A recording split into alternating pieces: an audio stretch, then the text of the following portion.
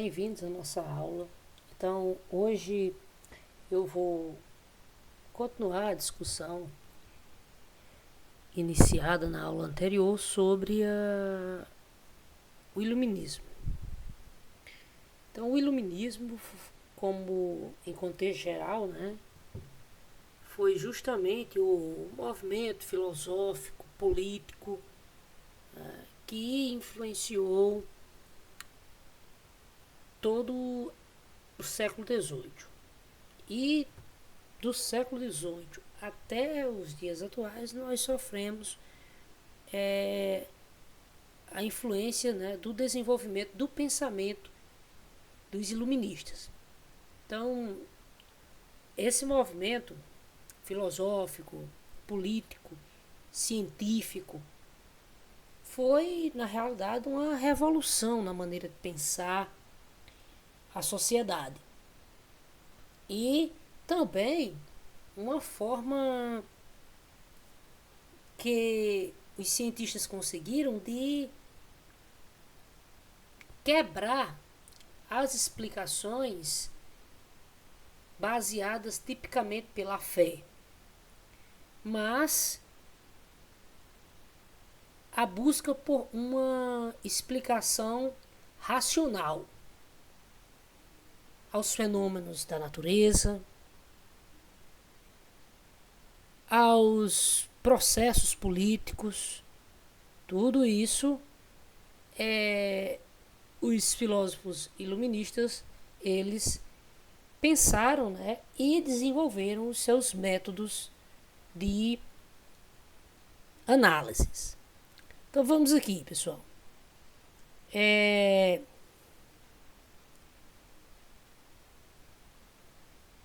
Primeiramente, o livro vai nos apresentando, diferentes formas de pensar o mundo durante o século XVIII. Durante o século XVIII, predominava, principalmente no senso comum das pessoas, um misticismo muito forte, baseado principalmente, nas explicações conduzidas pela influência religiosa. E aí vem surgir alguns cientistas, em séculos anteriores, que foram quebrando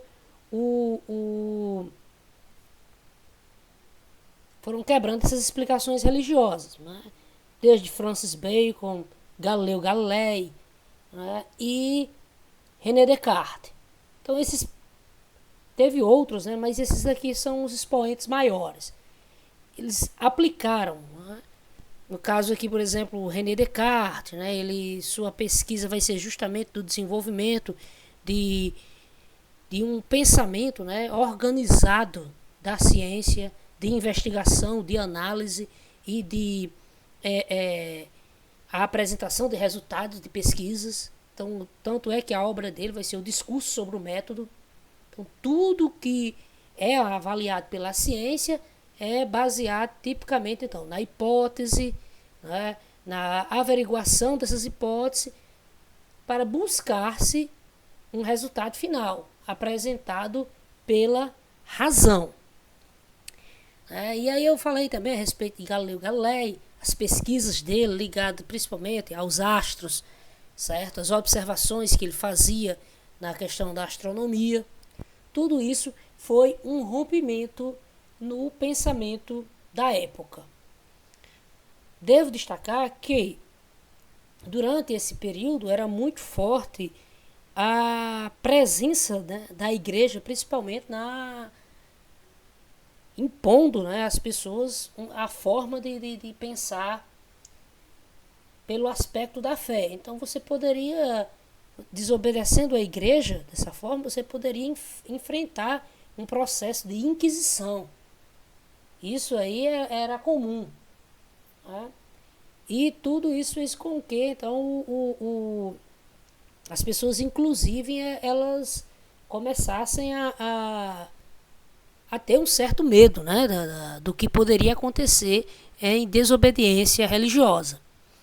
Porém, os cientistas, os filósofos, eles começaram pouco a pouco a romper essa barreira e se firmar com o pensamento racional. Então, os filósofos do iluminismo, digo aqui novamente, né, não foram apenas esses, não são os pensadores do iluminismo, não são apenas esses que estão aqui no livro. Existiram centenas, né, de vários outros pensadores. Porém, esses daqui são expoentes de maior referência. Então, os pensadores iluministas do século XVIII foram profundamente influenciados pelos avanços, né, da ciência e os métodos, né, desenvolvidos no século XVII, baseado então naquele pensamento ali de Francis Bacon, de René Descartes, de Galileu Galilei.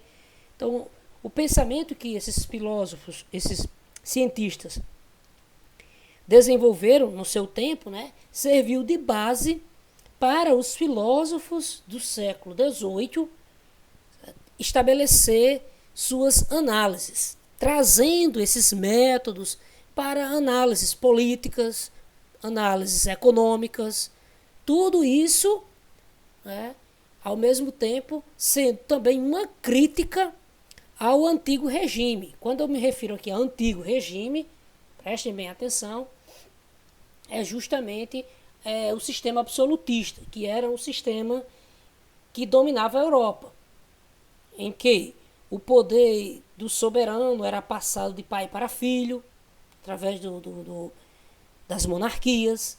Existia um sistema de social, né, poderia dizer, de privilégios, em que nobres, né, nobres e clérigos ligados à religião tinham privilégios e grande parte da população sustentava esses privilégios. E aí, aos poucos, vai começar a questionar essa estrutura. Primeiramente, eu apresento para vocês, né, o Barão de Montesquieu, certo? O Barão de Montesquieu, que escreveu então em 1748 O Espírito das Leis. E aí, Montesquieu ele vai fazer uma reflexão nessa obra, certo? Sobre a concentração do poder que está no rei, absolutista que domina, tem todos os poderes na mão dele, e aí ele vai tecer várias críticas. E, ao mesmo tempo, ele apresenta uma solução para essa concentração do poder, que é justamente a divisão dos poderes. Em vez de existir um rei dominando todos os poderes, ele estabelece que a administração ela devia ser dividida entre poderes executivo, legislativo e judiciário. Mais na frente eu vou discorrer mais sobre esse pensamento. O pensador Voltaire, né, também é um dos destaques aqui. E Voltaire ele vai ser um ferrenho, né, defensor das liberdades de expressão. Então imagina aí, então, o sistema político que nós vivemos hoje, né, é um sistema político democrático. Sistema político democrático. E esse sistema político democrático, ele só existe se existir liberdade de expressão, liberdade de escolha.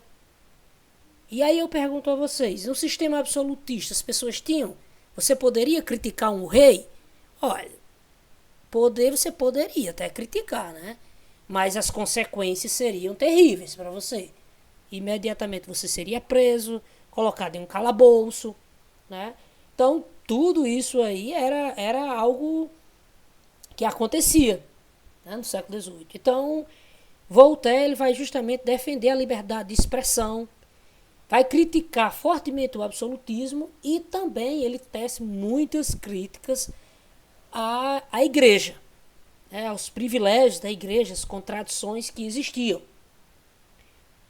Por último, né, assim, de pensadores,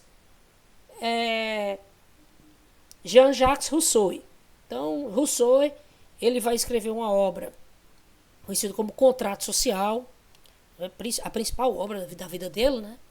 E no contrato social ele defende, né, a ideia de que os cidadãos eles devem garantir, né, a sua liberdade, né, uma liberdade para a sociedade civil. E, ao mesmo tempo, ele é um ferrenho crítico da propriedade privada. Segundo Rousseau, né, os bens, né, terras, todas as riquezas, elas são, na realidade, bens coletivos, de interesses comuns. Então, assim, os cidadãos teriam maiores condições de manter sua liberdade e combater a corrupção do ser humano. Então, o Rousseau ele faz toda essa reflexão. Ele é um ferrenho crítico à propriedade privada. No entanto, né, ele também defende a liberdade. Né, a liberdade em uma sociedade civil. O seguinte seria Diderot, né? Denis Diderot. Só que Diderot aqui eu não o apresento como um grande pensador, mas um cara que estruturou o pensamento do século XVIII. Por quê? Porque Denis Diderot ele vai organizar, né, a enciclopédia. Certo? A enciclopédia. Que hoje, né, nós temos hoje as enciclopédias digitais. Mas na época não existia, né? Então ele vai ser o organizador dessa. Teve uma grande ideia, né, de organizar essas produções no setor de filosofia, ciências, artes, política, geografia. Então, justamente aí vai ser graças à elaboração das enciclopédias que ele vai juntar, que vai dar assim um grande impulso para a divulgação dos pensadores do século XVIII, dos pensadores iluministas. Avançando aqui para a página 37, então, vou iniciar então sobre a enciclopédia. A palavra enciclopédia, né, tem origem a um termo grego que significa, né, cadeia de conhecimento. Então, no século XVIII, os filósofos organizaram a enciclopédia. Dentre eles, assim, os principais organizadores foi Diderot, né, e D'Alembert. Então, eles desejavam reunir uma diversidade de conhecimento. A enciclopédia possuía 28 volumes, reunindo, então, os mais diferentes ciências, né, como geografia, economia. Então, o conteúdo presente, né, nessa obra é baseado na racionalidade, justamente aqui, né, no empirismo, ou seja, na experiência, na constatação, naquele processo que defende René Descartes, né, da análise das experiências e do desenvolvimento de um pensamento científico. Entre 1751 e 1772, a população francesa passou a ter acesso à enciclopédia. Olhe, gente, preste bem atenção aqui, porque essa divulgação dessa enciclopédia, juntamente também com muitos jornais que existiam na França, vai começar a instigar a população, né, a refletir sobre as desigualdades sociais, os privilégios que existiam na França. E como eu citei na aula passada, qual vai ser a consequência disso? A França vai ser o palco, né, da Revolução Francesa, que vai ser o grande expoente de pensadores e de pensamentos revolucionários para o mundo todo. Não é? Por quê? Porque lá, o que aconteceu com a família absolutista, né, que dominava a França? Acabou em uma guilhotina.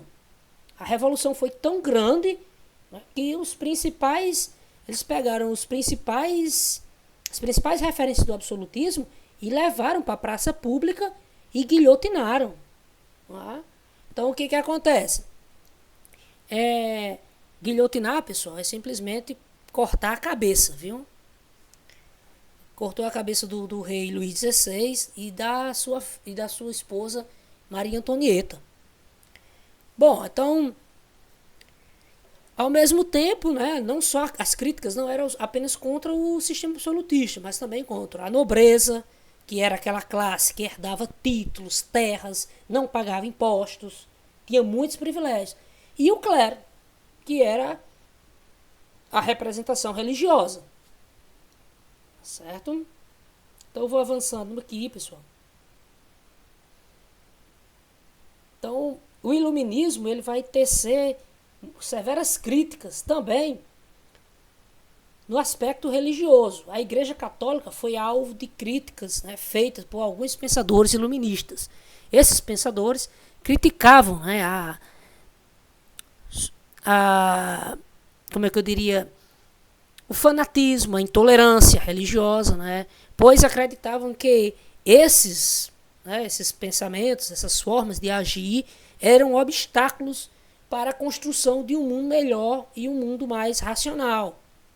Outra crítica feita pelos iluministas era justamente contra a liberdade de pensamento e de opinião, que a igreja poderia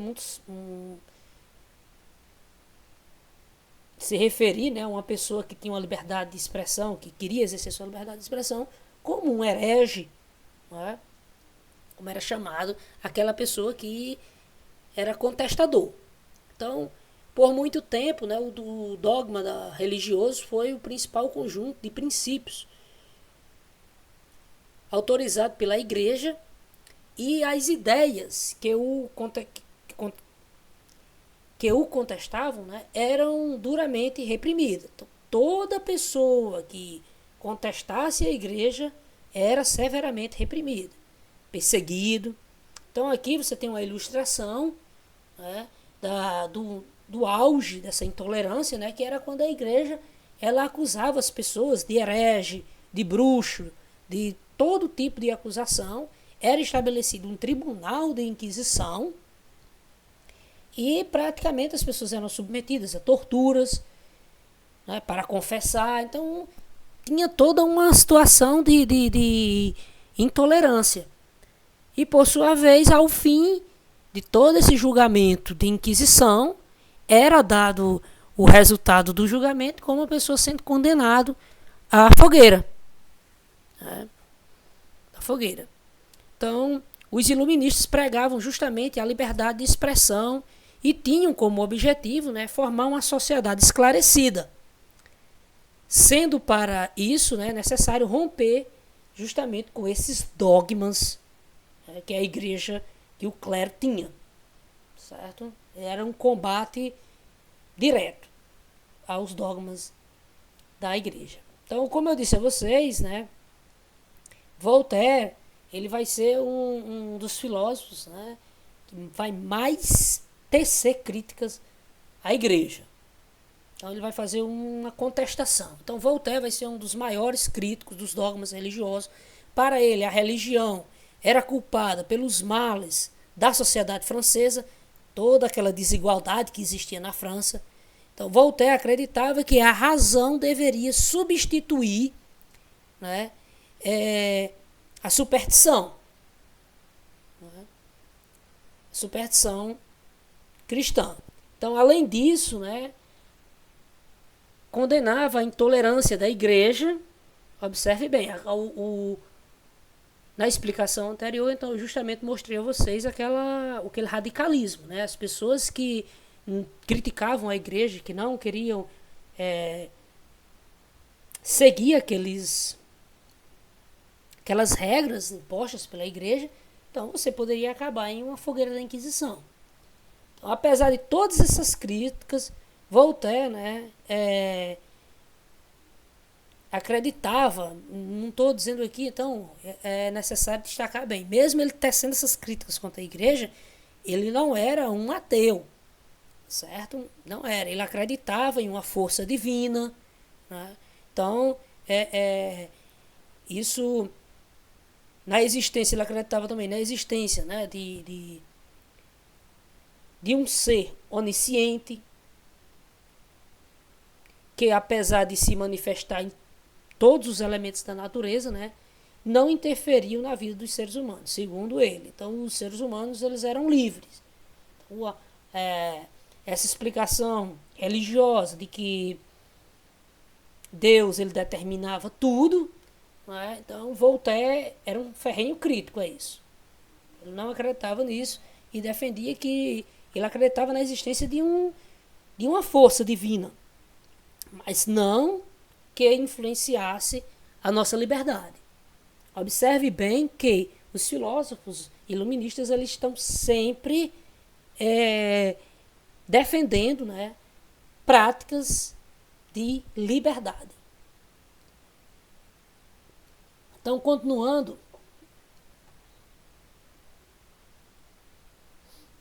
o iluminismo na política, aqui na página 39, o iluminismo e política, né? Então, o presente na sociedade europeia do século XVIII, o poder absoluto também foi alvo de duras críticas dos pensadores iluministas. Tanto é que o absolutismo ele vai ser derrubado futuramente, né? Justamente pelas críticas e pelas manifestações sociais. O que acontece, né? Nessa época, os pensadores contestavam esse despotismo desses reis, que faziam o que queriam, o famoso direito divino do rei, ou seja, o rei só prestava conta de seus atos a Deus. Então ele definia o aumento de imposto sem observar necessariamente as condições da população. Então eram decisões extremamente injustas. E muitas vezes não.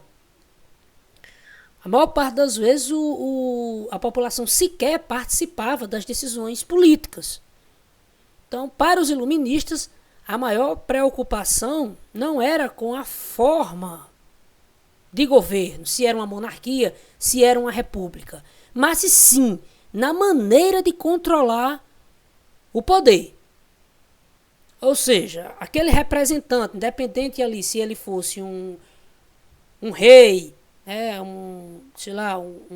um imperador, mas esse administrador, né, esse rei ou imperador, ele devia ter seus poderes controlados. Controlado por quem? Controlado pela lei.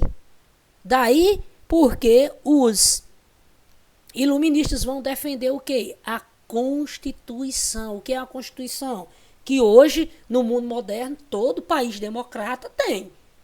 O Brasil tem uma, desde 1988. É a nossa atual Constituição. Mas, na realidade, ao longo da nossa história, nós tivemos já 7 Constituições. Mas a atual, que está em vigor, é a de 88. O que é isso? O governante, né? O governante ele está submetido, ele está abaixo da Constituição, ele não pode cometer determinadas atitudes que venha justamente contrariar a Constituição, porque aí se ele contrariar a Constituição em um processo democrático, ele é retirado do poder. Ele é retirado do poder. No entanto, voltando lá ao século XVIII, os reis faziam o que queriam. Por quê? Porque não tinha nenhuma lei superior a ele. Daí porque Luís XIV, né, da França, dizia: o Estado sou eu, porque todo o poder estava nas mãos dele. E aí eu volto agora a Montesquieu, né, quando ele vai, então, Montesquieu, ele vai fazer críticas, então, ao sistema monárquico, né? Segundo ele, esse tipo de regime político era corrupto, era violento, comprometia a sociedade e trazia estagnação, né? Pobreza para a população. Para Montesquieu, então, era justamente essa forma de governo, era uma forma de governo, eu diria aqui, muito danosa para a população. Por quê? Imagine aí, gente, uma população que não pode criticar o seu governante. Ver o seu governante aumentar taxas, ver o seu governante desviar dinheiro, e ela não vai se manifestar? No mundo em que nós vivemos atualmente, isso é praticamente impossível. O governante ele pode roubar. Acontece, a gente sabe que isso acontece. Mas, quando isso vem a público, é apurado e realmente é constatado isso, ele começa a sofrer, primeiramente ele sofre então uma brusca queda na aprovação, né? No que diz respeito à população aprovar o seu governo. E posteriormente, então, é aberto logo um processo que vai retirar esse sujeito do poder. Então, o administrador, seja prefeito, seja governador, seja presidente da República, ou até mesmo o diretor da escola, ele está submetido, submisso às leis. As leis, eles não podem fazer o que quer. Isso em um Estado democrático. Então, continuando, para libertar a sociedade do despotismo e criar um bom governo, seria necessário, para Montesquieu, ele defendia então a separação dos poderes. Os poderes tinham então o poder executivo, então aquele que executa a lei, aquele que administra, então que é exercido então na nossa sociedade, ela é exercida pelo prefeito, governador e presidente, aqui no Brasil.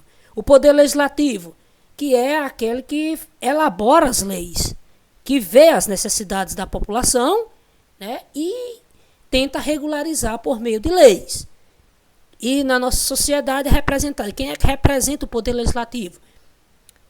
No município, os vereadores, a Câmara de Vereadores. No Estado, a Assembleia Legislativa.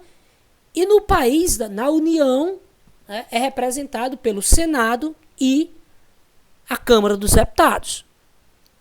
Por sua vez, o terceiro poder é o Poder Judiciário, que é aquele justamente que vai julgar, analisar as leis que são criadas e também punir quem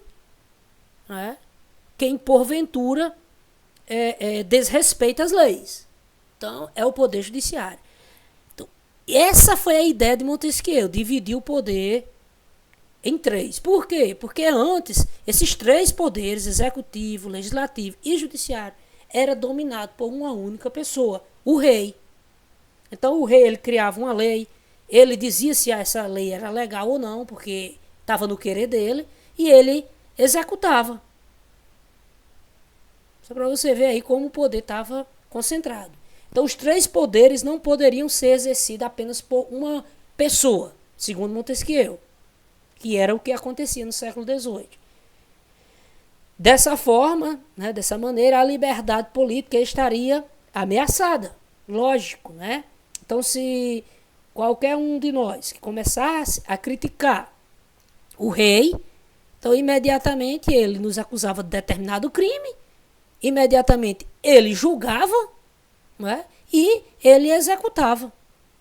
Levava você ali para um calabouço, o sujeito ficava preso o resto da vida. Era assim que era tratado.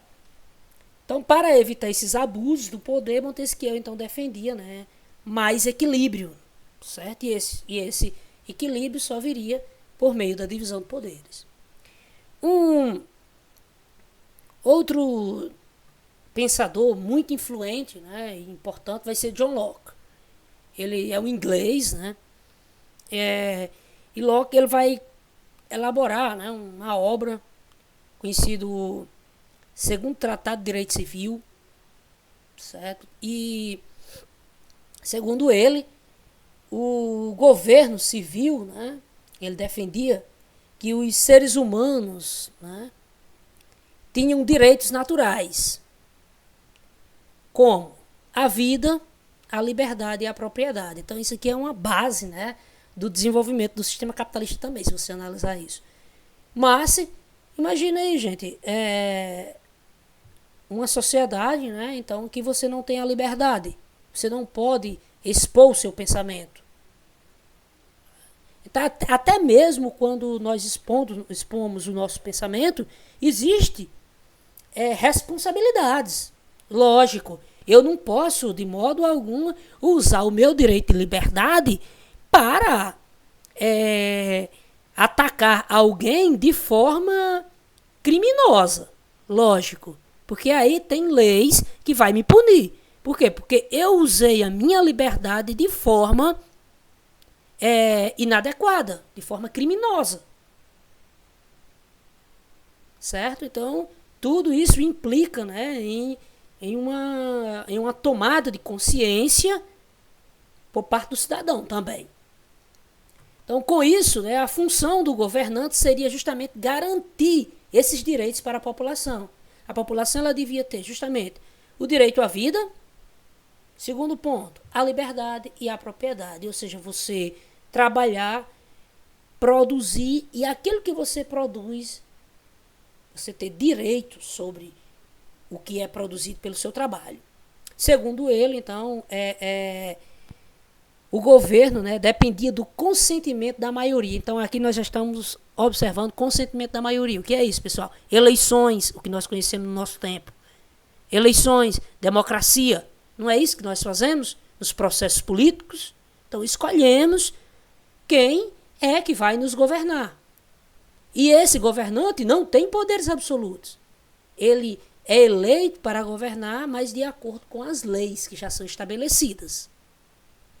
Por isso aí, né, Luke, ele vai ser justamente um ferrenho crítico ao absolutismo. Ele era a favor dos governos constitucionais, ou seja, dos governos que respeitassem as leis. E o governante que não assegurasse os direitos naturais seria legítimo o povo rebelar-se e tirá-lo do poder. É o que acontece em um país democrático.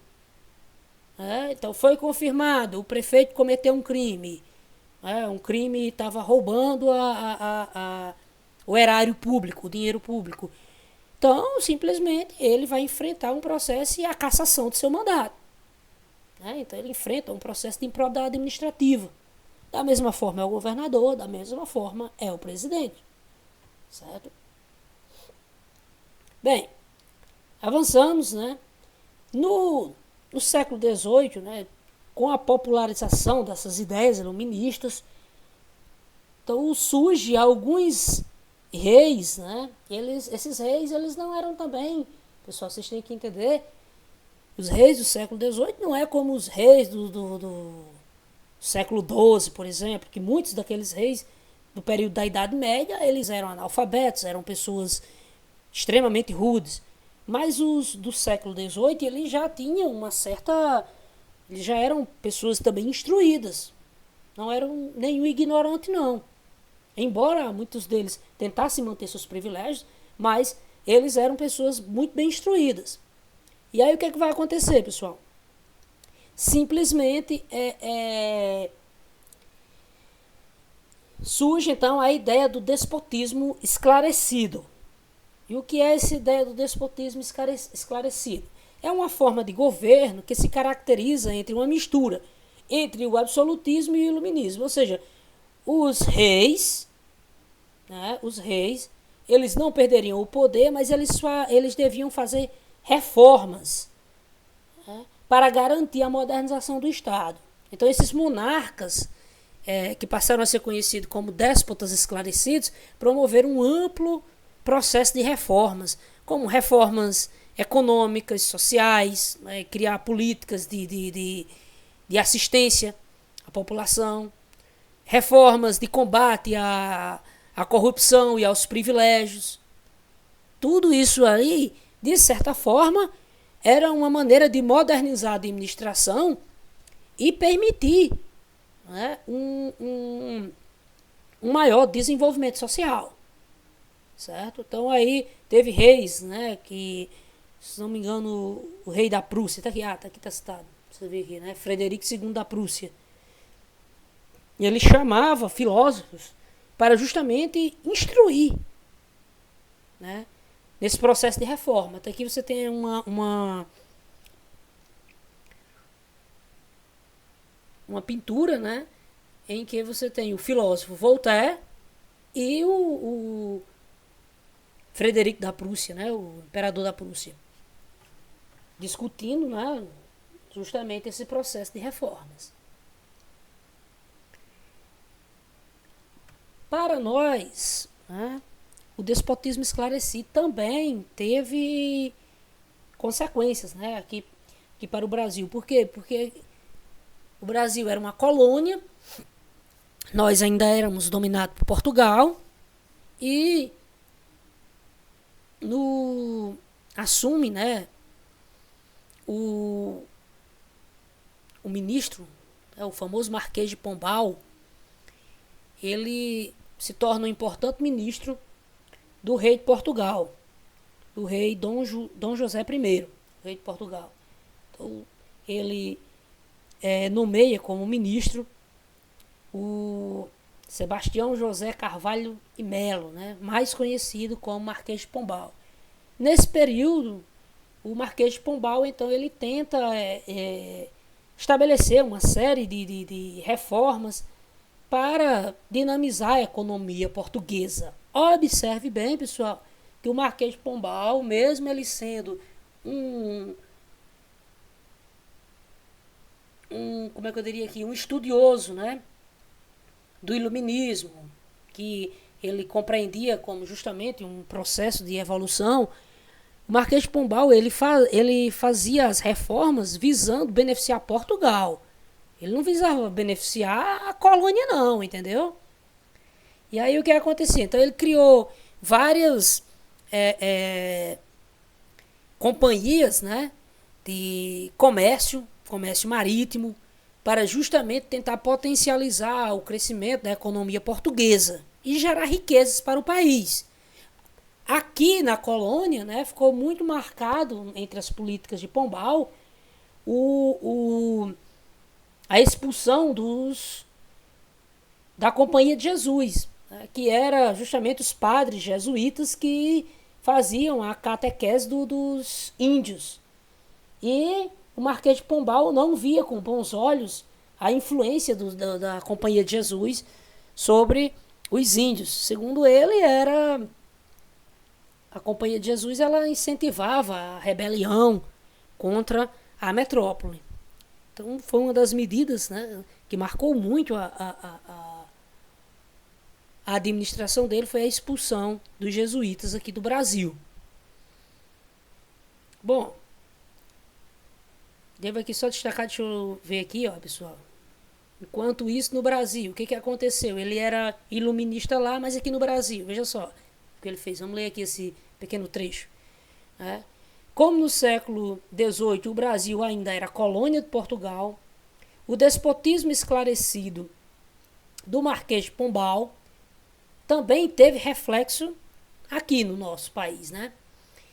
Então, assim como no reino português, Pombal procurou reduzir o poder da Igreja Católica na colônia, ordenando a expulsão, como eu já disse para vocês, dos jesuítas aqui do Brasil. No plano econômico, o que foi que ele fez? Aumentou os impostos e incentivou a companhia de comércio. Ou seja, aumentou os impostos. Quem é que ia pagar esses impostos? A colônia. Então, como nessa época a extração de ouro e diamantes, né, já estava em declínio, o aumento dos impostos gerou um enorme descontentamento em várias regiões da colônia. Observe que o Marquês aqui estava tentando justamente defender o interesse de Portugal. O interesse de Portugal não era o nosso interesse da colônia, né? Então, as ideias ditas esclarecidas, né, às vezes também tinham consequências ruins. Então, o pensamento econômico, né, muitos iluministas começaram a criticar a política econômica mercantilista. Porque o mercantilismo, ele regulamentava, né, criava aquele pacto colonial, na qual existia, então, justamente o monopólio entre a colônia e a metrópole. Então, isso criava uma estrutura, né, que, segundo os economistas da época, né, não gerava muitas riquezas, e sim só um processo de exploração, certo? Que, na realidade, não trazia tantos benefícios assim para a economia real. Então, começa a se criar então uma série de pensadores críticos do sistema mercantilista. O primeiro dele vai ser, então, os pensadores das escolas fisiocratas. Esses fisiocratas, eles defendiam que a riqueza do Estado não deveria ser medida pela quantidade de metais preciosos, ouro e prata, né? E sim, né, a verdadeira riqueza seria gerada pela natureza, sendo a agricultura a principal atividade produtiva. Geralmente os fisiocratas estavam ligados à terra, pensamento dele. Ao mesmo tempo também eles defendiam um mercado sem interferência, né, que a política ela não interferisse muito no mercado. Daí surge a expressão, né, deixar e fazer, deixar e passar. Deixar e fazer, deixar e passar. Então, que era justamente o lema dos fisiocratas. O Estado deveria administrar as leis, a ordem e a defesa da nação, de forma a garantir o desenvolvimento da sociedade. Então, observe bem que aqui é os primeiros passos do pensamento liberal, do liberalismo. E aí chegamos então ao ao pensamento de Adam Smith, na Riqueza das Nações. Então, Adam Smith, as ideias dele se assemelham com os fisiocratas no que diz respeito à liberdade de mercado. Mas ele acrescenta, ele não fica restrito ao pensamento dos fisiocratas ligado sempre à terra. Ele defendia, né, que justamente atividades como o comércio, o artesanato, também eram exemplos de grandes potencialidades geradoras de riquezas. Adam Smith, então, vai ser conhecido, passar para a história, né, quando ele escreve A Riqueza das Nações, como o pai do liberalismo. E isso, Smith vai ser justamente a principal referência da economia inglesa no século XVIII. Bem, pessoal, e aí eu vou encerrar nossa aula por aqui, porque justamente é muito pensamento ao mesmo tempo, então dá aqui para vocês ver o que foi exposto, né? Vocês vão pausando o vídeo e observando aquilo que vocês não entenderam bem, então vocês voltam sempre acompanhando. E aqui depois eu reforço mais essas explicações na próxima aula. Vou passar aqui para vocês umas questões. Tá bom? Então, vocês respondam as 6 primeiras questões. 6 primeiras questões da página 46, certo? Questão 1, 2, 3, 4, 5 e 6. De 1 a 6. Página 46. Responda essas questões e envie pelo Segueduc, tá certo? Valeu, essa foi a nossa aula.